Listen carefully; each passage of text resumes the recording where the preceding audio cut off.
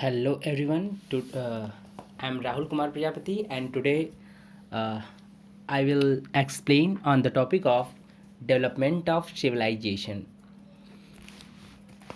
This is the 10th chapter of class 6 in SST. Development of civilization.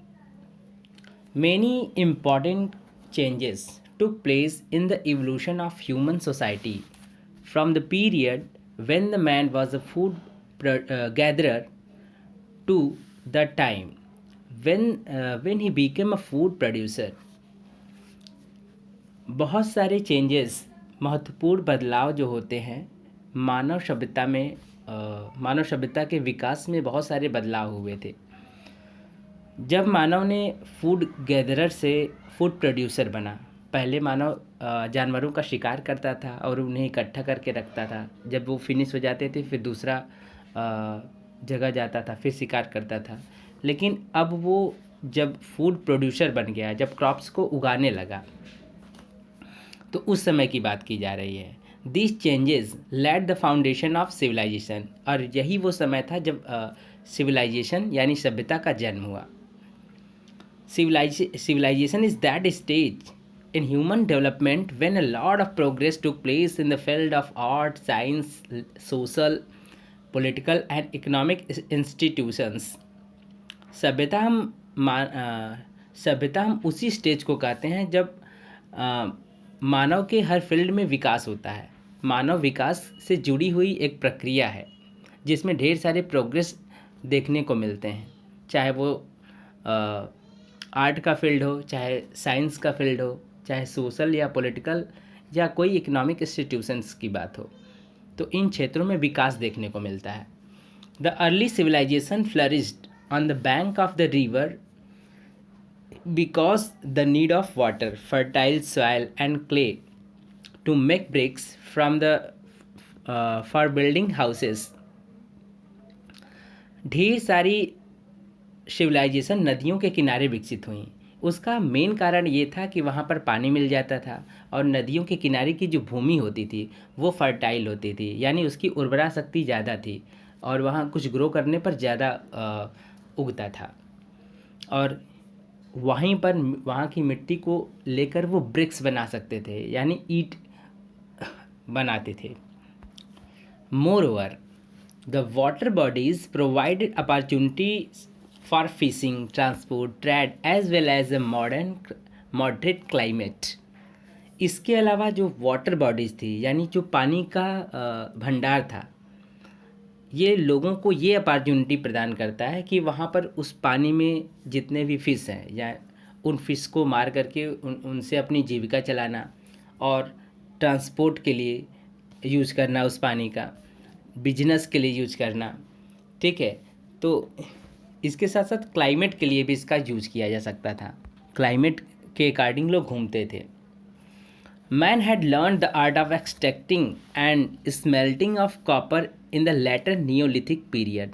जैसा कि हम लोगों ने डिस्कस किया था अर्लियर चैप्टर में कि नियोलिथिक पीरियड यानी नवपाषाणी काल में मानव ने जो है कॉपर को स्मेल्ट करना, पिघलाना सीख लिया था। ये आर्ट उसे पता चल गया था। His experiments helped him to produce a new metal called bronze which is an alloy of two metals, tin and copper, and is stronger and more durable than both. देखिए, इसी के आधार पर, चूँकि कॉपर को वो जान चुका था, अब उसने एक्सपेरिमेंट किया। उसने एक नई धातु बनाई जिसका नाम था ब्रॉन्ज, और उसने टिन और कॉपर को मिला करके इसे बनाया था। और ये जो ब्रॉन्ज था पहले की धातु यानी कॉपर से ज़्यादा मजबूत था।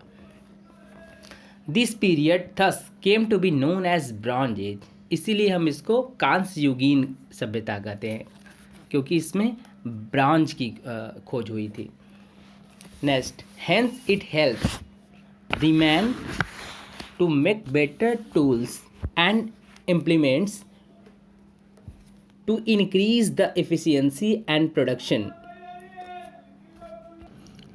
अब इसी ब्रॉन्ज की हेल्प लेकर, क्योंकि ये बेहतरीन टूल था, इसलिए वो अब ज़्यादा प्रोडक्शन इसके माध्यम से कर सकते थे और अच्छे टूल्स बना सकते थे। ठीक है। Next, more over this period saw the development of new skills and craft. यही वो समय था जिसमें न्यू स्किल्स, नए क्राफ्ट आते हैं। The village settlement started exchanging goods. Village settlements started, यानी विलेज सेटलमेंट जो था स्टार्टेड, शुरू किया। एक्सचेंजिंग गुड्स मतलब गुड्स को एक्सचेंज करना, यानी वस्तुओं की अदला बदली करना। जैसे किसी के पास गेहूं है, किसी के पास चावल है, तो अपना गेहूं दूसरे को दे देना और उसका चावल ले लेना। तो इस तरह से एक्सचेंजिंग गुड्स समझ में आते हैं उस समय, शुरुआती समय में। The progress in the field of trade and growth of cities led to the rise of civilization. जैसे जैसे ट्रेड, व्यापार के क्षेत्र में विकास होता है, जैसे जैसे शहरों का विकास होता है, वैसे वैसे सभ्यता का विकास होता है। Remains of the ancient civilization have been found in the Mesopotamia. Mesopotamia में जो है कौन कौन से क्षेत्र आते थे? मेसोपोटामिया में इराक, साउदर्न टर्की और इस सीरिया का जो पूर्वी भाग है वो आता था। तो Mesopotamia, Egypt, China and India, ये एंशियंट सिविलाइजेशन है। मेसोपोटामिया, इजिप्ट, चाइना और इंडिया, यहाँ की जो सभ्यता है वो एंशियंट है, बहुत ज़्यादा पुरानी है। The study of civilization enriches our knowledge and help us to understand the common characteristics as well as the differences among different cultures। हम सभ्यता के अध्ययन को इन सभ्यताओं के अध्ययन के द्वारा हम अपने नॉलेज को इन्हांस कर सकते हैं। और हम जैसे मेसोपोटामिया का कल्चर है, इजिप्शियन कल्चर है, चाइनीज़ कल्चर है, इनसे अपनी इन सभ्यताओं की तुलना करके भी अपने नॉलेज को इन्हांस कर सकते हैं। जैसे यहाँ पर 3 फिगर दिए हुए हैं, 3 सभ्यता का जो है कल्चर दिया है। जैसे मेसोपोटामिया का कल्चर में देखिए रिलीजन क्या था। मेसोपोटामिया के रिलीजन में worshipped forces of nature in the form of many gods. देखिए नेचर गॉड को ये लोग पूजते थे मेसोपोटामिया सभ्यता में। वहीं इजिप्शियन सभ्यता में रिलीजन क्या था? वहाँ पर सन गॉड की पूजा होती थी, वहाँ पर भी नेचर को पूजा जाता था, लेकिन इनके सन गॉड का नाम रा था। ठीक है। और इसके साथ साथ वो मून की पूजा करते थे और फ्लड की पूजा करते थे। और चाइनीज़ सिविलाइजेशन में क्या था? चाइनीज़ लोग जो है नेचर की पूजा अर्थ के रूप में करते थे और ओरेकल के रूप में करते थे। इनकी पूजा होती थी, अर्थ की और ओरेकल की पूजा चाइनीज़ सिविलाइजेशन में होती थी। ये रिलीजन का पार्ट हो गया। Next, occupation. तीनों सभ्यताओं का हम तुलनात्मक अध्ययन कर रहे हैं। तो ऑक्यूपेशन क्या है? एग्रीकल्चर में पॉटरी थी, ग्लास था और क्लॉथ मेकिंग था। ये मेसोपोटामिया कल्चर में है। इजिप्शियन कल्चर में एग्रीकल्चर होता था, डोमेस्टिकेशन ऑफ एनिमल्स, जानवरों को पालते थे। और वहीं चाइनीज़ कल्चर में एग्रीकल्चर के साथ जानवरों को ये लोग भी डोमेस्टिकेट करते थे। इसके साथ साथ पेंटिंग और सेरी कल्चर ये बहुत ज़्यादा पॉपुलर था। अब देखिए मेसोपोटामिया सभ्यता में क्या क्या इन्वेंशन हुआ था। ये क्यूनिफॉर्म स्क्रिप्ट इस समय से अस्तित्व में आती है। जैसे हम लोग हिंदी संस्कृत में लिखते हैं ना, तो उसी तरह इन देवनागरी और दूसरे स्क्रिप्ट में लिखते हैं, उसी तरह ये लोग क्यूनिफॉर्म स्क्रिप्ट में लिखते थे। Progress of multiplication, division, square and cube root, system of weights and measures, use of herbs, water clock, lunar calendar, code of Hammurabi. देखिए हम्मुराबी की जो संहिता है वो इसी समय अस्तित्व में आई थी। इसके साथ साथ लूनार कैलेंडर जो है मेसोपोटामिया की सभ्यता से ही संबंधित है। वाटर क्लॉक जो है और जो जड़ी बूटियों का यूज ऑफ हर्ब्स, यानी ये सिस्टम उसी समय मेसोपोटामिया के कल्चर से लिया गया है। उस समय ढेर सारे वेट्स बने हुए थे। मेसोपोटामिया कल्चर में ढेर सारे पैमाने बने हुए थे कि चीज़ों को मापने के लिए। इसके साथ साथ क्यूब रूट, स्क्वायर रूट, ये मेसोपोटामिया कल्चर में ये इन्वेंशन हुए थे। अब देखिए इजिप्शियन इन्वेंशन क्या है। इजिप्शियन कल्चर में क्या था? तो हायरोग्लिफिक स्क्रिप्ट, हेरोग्लिफिक स्क्रिप्ट और एंड पैपिरस सोलर कैलेंडर, ये सोलर कैलेंडर इस समय चलता था। और हेरोग्लिफिक स्क्रिप्ट, ये स्क्रिप्ट चलती थी। और चाइनीज़ सिविलाइजेशन में क्या था, पिक्टोग्राफिक स्क्रिप्ट, वहाँ पर चित्रों के माध्यम से जो है लिखा जाता था। पेपर था, calendar, that was the combination of lunar and solar dates. देखिए लूनार और सोलर डेट्स ये भी एक कैलेंडर है, ठीक है। Use of herbal medicine and acupuncture, ठीक है। यूज ऑफ हर्बल मतलब जड़ी बूटियों द्वारा जो है इलाज होता था। और एक्यूपेंचर, ये सारी चीज़ें जो है चाइनीज़ कल्चर से जुड़ी हुई हैं। अब देखिए next, the ancient civilization of bronze age developed in the river valleys. हमने पहले ही आपको बताया कि जो एंशियंट सिविलाइजेशन थी ब्रॉन्ज की, वो रिवर वैली में विकसित हुई थी, नदियों की घाटियों में विकसित हुई थी। Let's study about the ancient civilization, Indus valley civilization और Harappa civilization that existed in India. इसको हम हड़प्पा सभ्यता या सिंधु घाटी सभ्यता के नाम से जानते हैं, क्योंकि ये सिंधु नदी के किनारे इस सभ्यता का विकास हुआ था, इसीलिए इसे सिंधु घाटी सभ्यता कहते हैं। और उस साइड में 5 रिवर्स देखने को मिलते हैं। इंडस वैली सिविलाइजेशन और Harappa civilization, the remains of this oldest and largest ancient urban civilization were found in Mohenjodaro, Chanhudaro, Rupar, Lothal, Kalibangan and many other places on the bank of river Indus and its tributaries in India before partition। अगर हम बात करें भारत की, तो भारत और पाकिस्तान उस समय एक ही में था। तो ये सभ्यता हमारी बहुत पुरानी है, सबसे पुरानी सभ्यताओं में इसका नाम आता है। और यहाँ मोहनजोदड़ो, चनहुदड़ो, रोपड़, लोथल, कालीबंगा और ढेर सारे प्लेसेस जो है नदियों के किनारे, सिंधु नदी के किनारे पाए गए।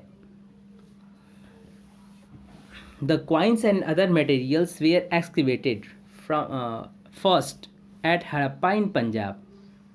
देखिए जो सिक्के थे और दूसरी जो मटेरियल्स है, जैसे मनका हो गया और दूसरे एलिमेंट्स जो थे, वो खुदाई में हड़प्पा से मिले हुए हैं, जो कि पंजाब में स्थित है। पाकिस्तान के पंजाब में स्थित है। कुछ भाग हिंदुस्तान में है और इसका कुछ भाग पाकिस्तान में है। तो ये पाकिस्तान वाले पंजाब वाले स्थिति प्लेस पे ज़्यादातर हैं। The coins and other materials नहीं in 1921 by Shri R B Dayaram Sahni. और इसकी खुदाई जो है आर.बी. दयाराम साहनी के द्वारा 1921 में की गई थी। He prove that the 5000 years ago there lived a civilized race in India. उन्होंने प्रूफ कर दिया है कि 5000 साल पहले भारत में एक विकसित एक सिविलाइज्ड रेस की सभ्यता थी। This civilization came to be known as Indus Valley Civilization or Harappa culture, as all the cities and objects found in Harappa resembled it। इसीलिए इस सभ्यता का नाम हड़प्पा सभ्यता या इंडस वैली सिविलाइजेशन के नाम से जानते हैं।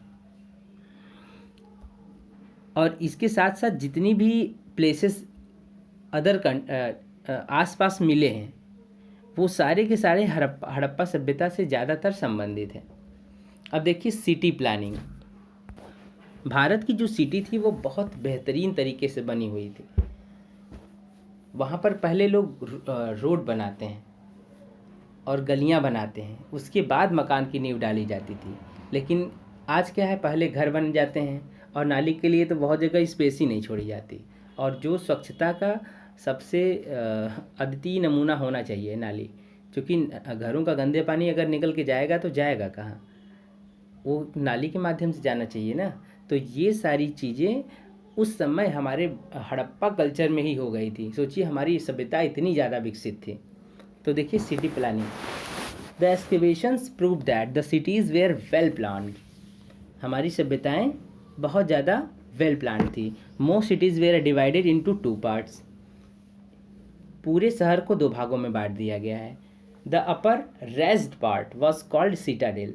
जो पहला ऊपर वाला भाग है, जहाँ पर ऊपरी भाग को हम लोग सीटाडेल के नाम से जानते हैं। And the lower part was known as lower town.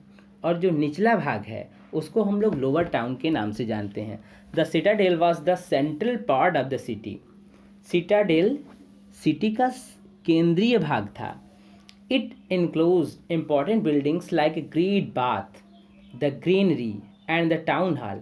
देखिए वेरी इंपॉर्टेंट है, यहाँ पर जो है सबसे मुख्य बिल्डिंग थी, जैसे ग्रेट बाथ यानी नहाने के लिए स्नानागार बना हुआ था, ठीक है। और ग्रीनरी मतलब अनाज रखने के लिए ग्रीनरी बनी हुई थी। And A town hall. The lower town, देखिए गरीबों का स्थल था। The lower town was the residential area, ये निवास करने वाला एरिया था। एक ह्यूज बाथ, ये मजदूरों के लिए था। एक huge great bath has been discovered at Mohenjodaro in the middle of the citadel. Citadel के मध्य भाग में एक बहुत बड़ा स्नानागार बना है या खोजा गया है। It is a deep bath 12 metre long and 7 metre wide, जिसकी लंबाई 12 मीटर है और चौड़ाई 7 metre with a maximum depth of 2.4 metre with steps leading down to into it. और इसकी गहराई 2.5 मीटर है, जिसमें नीचे उतरने के लिए सीढ़ियाँ बनी हुई हैं। Perhaps people used it for the religious purpose as they believed the water to be the great purifier। और ये लोग इस स्नानागार पे रोज़ नहीं नहाते थे, किसी रिलीजियस पर्पस पर आते थे। जैसे गंगा जी की जैसे मौनी अमावस्या में लोग नहीं जाते हैं, ठीक उसी प्रकार जो है विशेष अवसरों पर यहाँ आया जाता था और स्नान किया जाता था। और उनका ये मानना था कि वाटर जो है सबसे अच्छा प्यूरीफायर है, यानी साफ़ करने वाला। The great bath had a well planned system of water supply and drainage system.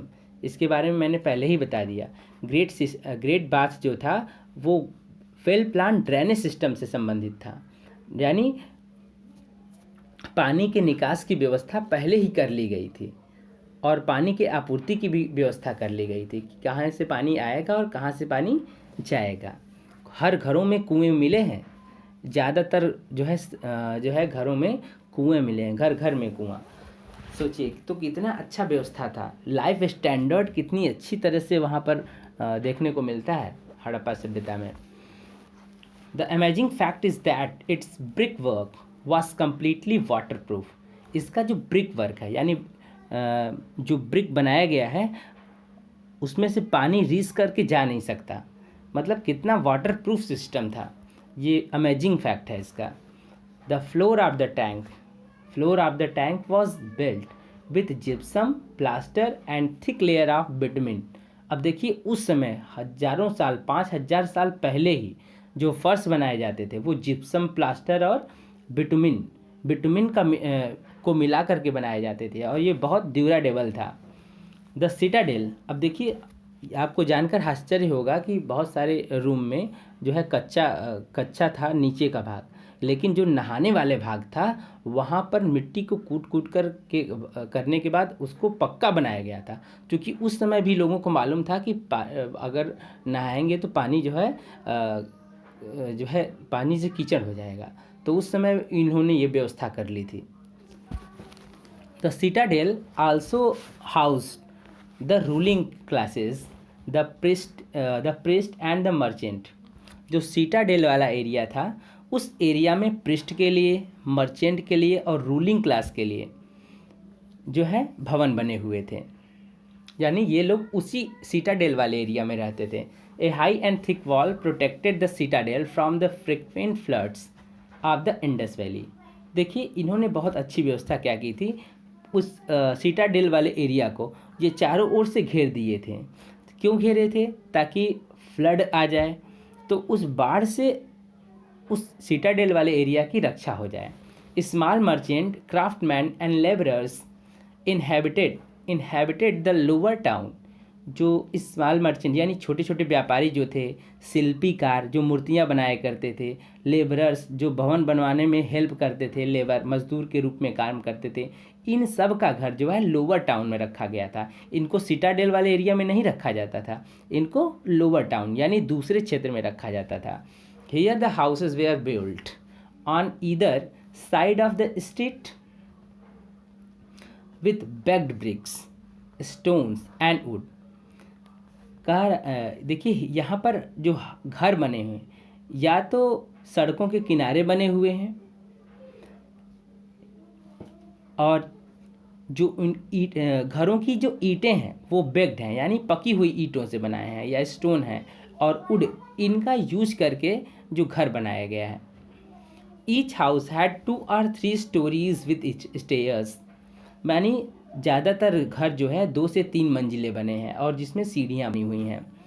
All the streets cut each other at the right angle. बहुत अच्छी व्यवस्था थी, यानी सड़कें जो है समकोण पर एक दूसरे को काटती थी। आपने जैसे चौराहों पर आपने देखा होगा, तो ऐसे ही चौराहे जो है हड़प्पा कल्चर में देखने को मिलते हैं। Do you know the streets were made in such a way that the blowing winds clean them from one into other। देखिए स्ट्रीट्स कुछ इस तरह से बनाई गई थी कि हवा भी अगर तेज चले तो उस सड़क को ही साफ कर दे। Clean them from one end to another, मतलब थोड़ा सा ढलान बनाया गया होगा, कुछ ऐसा सिस्टम इन लोगों ने किया था। अब सोचो उस समय ऐसा सोच रखने वाले ये लोग बहुत एक्सीलेंट रहे होंगे। तो हमारा हड़प्पा कल्चर बहुत ही विशाल है। The Citadel also had large structure of granary. यहाँ पर अन्न को रखने के लिए ग्रेनरी बनाई गई थी। ठीक है, granaries have been found at Harappa, Lothal and Kalibangan. तो ये 3 प्लेस मेन है जहाँ पर ग्रेनरी मिली है, हड़प्पा, लोथल एंड कालीबंगा। यानी अनाज जो उगेगा उसको कहीं रखने के लिए भी तो अन्नागार होना चाहिए, तो यहीं पर वो अन्नागार था। ठीक है, they were built to store the surplus grain. अगर प्रोडक्शन अधिक हो गया तो यहीं रखा जाता था। In Harappa alone 6 granaries have been found, through the biggest one has been found in the Mohenjodaro. आता ही है, हेडिंग ही बनती है मोहनजोदड़ो का विशाल स्नानागार, यानी मोहनजोदड़ो में सबसे बड़ा अन्नागार मिला है, यानी अन्न रखने के लिए ग्रेनरी मिली हुई है। और हड़प्पा के खुद प्लेस से ही जहाँ हड़प्पा है वहीं पर 6 ग्रेनरीज उसी साइड से मिली हुई हैं। Most granaries also had a small barracks for the labourers which were located close to the threshing platform. ज़्यादातर जो ग्रेनरीज है वो स्मॉल बैरक के रूप में है, और जहाँ पर लेबर रहा करते थे, और ये थ्रेसिंग प्लेटफॉर्म के आसपास ही बनाए जाते थे ताकि मज़दूरों की जैसी ज़रूरत पड़े वैसे ही मज़दूरों को बुला लिया जाए। The elaborate drainage system was highly efficient to drain the dirty water out of the city. देखो सिटी को इतनी अच्छी तरह से बसाया गया था कि शहर का पूरा गंदा पानी जो है नाली के माध्यम से कैसे बाहर निकल जाएगा, ये सिस्टम पहले ही डेवलप कर लिया गया था। तो बहुत अच्छी व्यवस्था थी। They were covered with the bricks and stone which could be remove. They were covered with bricks, और उन्हें नालियों को ऊपर से ढक दिया गया था ईंटों से पत्थरों से, और जिसको आसानी से हटाया जा सकता था। ठीक है, तक हटा कर अगर कहीं कुछ फंसा हुआ है तो उसको जो है साफ़ किया जा सकता था। The small drains of the bathrooms and kitchens were joined with the main drains. जो बाथरूम था और किचन की जो नाली थी वो नाली मेन नाली में जाकर अटैच हो जाती थी, which in turn fell into the big drain of the city. और छोटी छोटी नालियाँ जो है एक बड़े से नाले में जाकर मिल जाती थी और बड़े से नाले से होकर के शहर के बाहर पूरा पानी निकाल दिया जाता था। तो सोचिए कितनी अच्छी व्यवस्था थी